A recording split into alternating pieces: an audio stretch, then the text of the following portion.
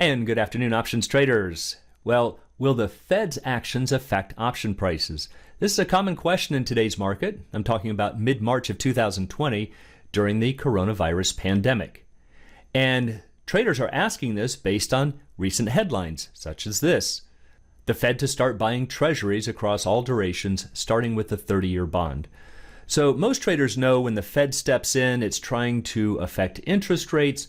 Why is the Fed doing this? How is it going to affect the interest rates? And more importantly, how is it going to affect my options or my stock prices?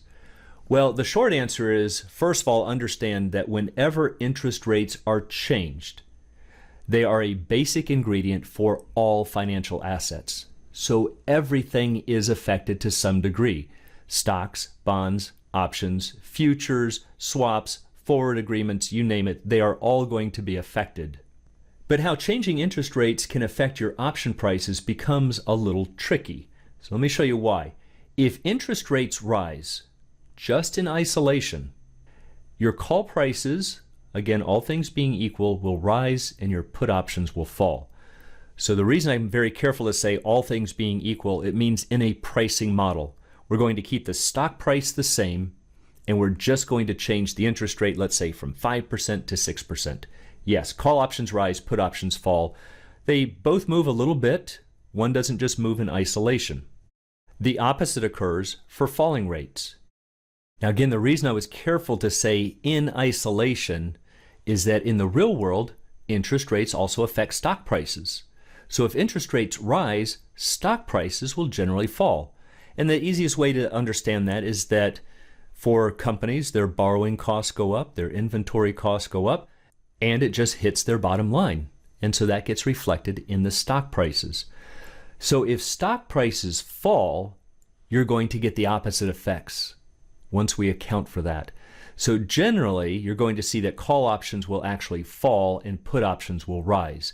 But it's not because of the rising interest rates, it's because of the falling stock prices. I know it can get confusing, but this is why it's important to understand the mechanics of options. But now let's answer the bigger question. Is it going to affect your option prices anything significantly? Well, the answer there is no, and that's because markets are forward-looking. And that just means they already know about the news. That headline I just showed you is already out. It's not tomorrow's news. The markets know about it. And so they've already accounted for it. So don't expect that just because you're going to see more and more headlines about the Fed's actions here with interest rates, that your call options are either going to be going up or down. There's just not really going to be any noticeable effect just from those headlines. But now let's answer another question. Why is the Fed buying bonds? What are they trying to do here? Well, to answer those, you have to understand that we have what's called a fractional reserve banking system. And banks, believe it or not, actually create money. Traders go, what do you mean they create money? Banks don't create money. Yes, they do. And the reason is they have what's called a reserve requirement, because again, we have a fractional reserve banking system. And that just simply means that banks are not required to hold 100% of the money that you deposit with them. I know sometimes people new to banking think that if you deposit $100, it goes into a little box with your name on it, and it just sits there until you need it, and then they open up this box and give you your money. Not true. It goes into the bank's vault. There is no account with your name on it. It's just an electronic entry that says you have, let's say, the ability to withdraw this 100, but it's not really sitting somewhere with your name on it. It's just a big pile of money sitting at the bank. So let's say that you actually deposit $100 into your checking account. The bank is not required to hold 100% of that. The bank might hold 10% or $10. Now, depending on the amount of deposits that a bank has, these reserve requirements change. This is the highest, but they can be smaller for smaller banks. But generally speaking, it's about 10%. So the bank's going to actually have to say, we need to keep $10 of it, but we can now lend out the remaining 90. So this $90 gets loaned out. Now, of course, they probably just don't make a loan for $90, but it goes into another big pool of money that goes for car loans and home loans and everything else. But just generally speaking right here, this $90 somehow is going to get loaned out and deposited at another bank. Well, that bank has to hold 10% or $9. and it's going to lend the remaining 81, and so on and so on. So there's a neat little mathematical trick you can do. Just take 1 divided by that reserve requirement of 10%, and it equals 10. And what that means is that deposits are actually having an expansionary effect 10 times that of what's actually being held at banks. So your $100 deposit actually has created $1,000 in the system. So again, if the banks have to hold 10% of this, what are called their minimum reserves, they have to meet that every single day. And once again, these are called the minimum reserve requirements.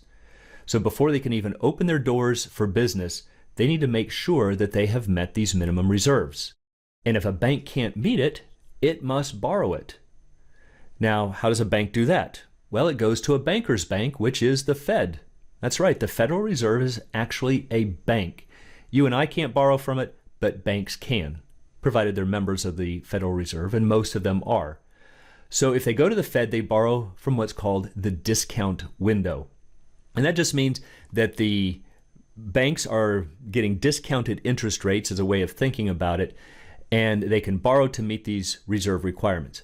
But banks don't like to do this because it sends out a negative message that maybe we're not handling ourselves all too well, and the boys at the Fed are going to want to stop by and have a little chat with us. So it's not done a lot. It does happen. It's usually during times of stress and panics. During 9/11, I think it was about 50 billion that was taken out at the discount window. And during the Lehman collapse, 2008, it was double that, like 100, 110, 120 billion that was loaned out through the discount window. So it does happen. But again, they don't really like to do that. So banks have created a network amongst themselves. And they actually lend to each other in what's called the overnight repo market. Now, that doesn't stand for repossession, like if someone gets their car repoed. It stands for repurchase. So banks will say, let's say Bank A is a little short. They'll borrow from Bank B. They can say, okay, we've met our reserve requirement for the night. Here's your money back with a tiny bit of interest. And that's called the overnight repo market. And so this is really how banks, and it's done every single night, that they just borrow and lend to each other.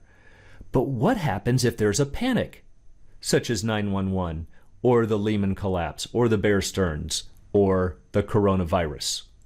Well, what happens is that if everybody rushes out to get their cash, banks can run short. And if they can't open their doors, it can cause a banking collapse, what's called a run on the bank.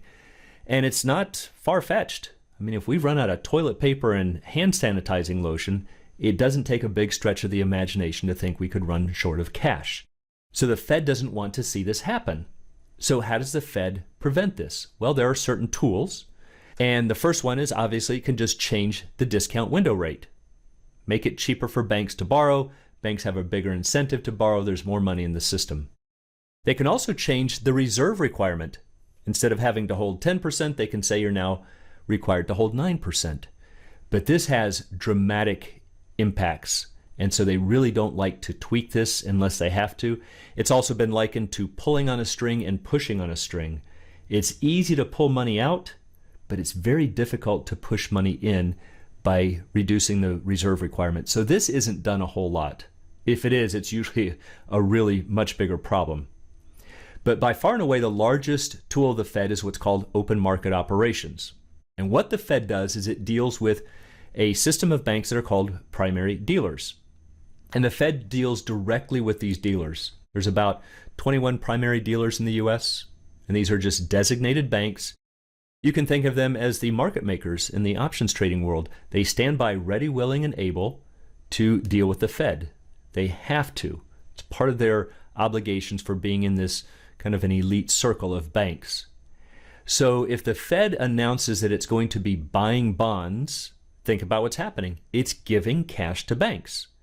Isn't that what happens when you buy something? You hand cash over. Fed's doing the same thing.